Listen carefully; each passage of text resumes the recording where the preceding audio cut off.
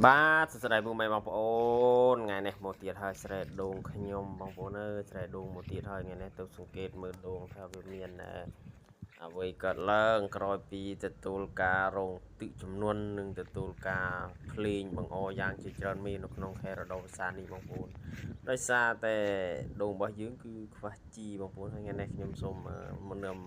បងប្អូនដើរទស្សនាចំការដូងរបស់ខ្ញុំឬក៏ហៅថាស្រែដូងក៏បានបងប្អូននេះស្រែដូងរបស់ខ្ញុំពី Channel YouTube របស់ខ្ញុំបាទគឺបងជ្រក់ស្រែដូង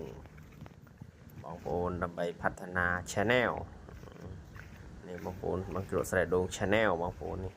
បងប្អូនចង់ចូលមើលបងប្អូនអាចចូលទៅក្នុង Channel YouTube របស់ខ្ញុំបាទគឺបងជ្រក់ស្រែដូង Channel នេះបងប្អូនឃើញថាទេសភាពគឺស្អាតហើយដល់ភាសាខេនេះគឺទឹកជន់មិនសូវច្រើនប៉ុន្មានទេគេជន់បានមកគ្រប់គ្រិនមកទឹកមកលិចមកជោគមកជឿមបងប្អូនមកលិចគល់ដូងតិចតិចបងប្អូនលិចច្រើនបើឆ្នាំមុនបងប្អូនលិចប្លឹបលិចអស់អត់មានសល់ទេក៏ប៉ុន្តែឆ្នាំមុនខ្ញុំអត់បានឲ្យបងប្អូនមើលទេព្រោះមានឆ្នាំមុនគឺទឹកជន់ខ្លាំងមែនទែនចាំមើលវីដេអូក្រោយៗខ្ញុំកាត់ធ្វើឲ្យបងប្អូនមើលទស្សនាថាប្រកាលពីមុនវាយ៉ាងម៉េចហើយមក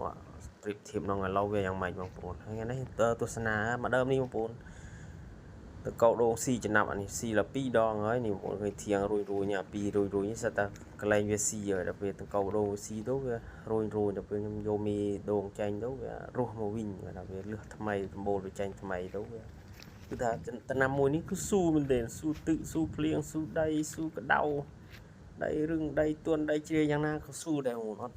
គិតអុយទេវាគិតតែពីប្រឹងលូតប្រឹងលឺហើយដើមនេះក៏មេស៊ីដូចគ្នាដែរមកដើមមិញបងប្អូនមេស៊ីហើយរួយធៀងវាហើយមកដើមនេះអត់មានមេស៊ីទេបងប្អូនគឺថាតាពីដាំមកក៏មានប៉ះពាល់តែគឺនៅល្អជាអត់មានមីអុយហូបមីអុយស៊ីទេនេះហើយជាងធំគ្រឿនគួសមដែរដោយសារតែទឹកភ្លៀងបង្អបានច្រើនមេមកធ្វើឲ្យដូងរបស់ខ្ញុំគឺលឺផ្លែកធំលឿនប៉ុន្តែធំលឿនក៏ថាបានក៏ប៉ុន្តែសម្រាប់អ្នកផ្សេងគេថាមិនជាធំលឿនទេព្រោះអាយុកាលដូងរបស់ខ្ញុំគឺអាយុលើ3ឆ្នាំហើយបងប្អូនដែលនៅតែដើមប៉ុណ្ណេះគឺថាมัน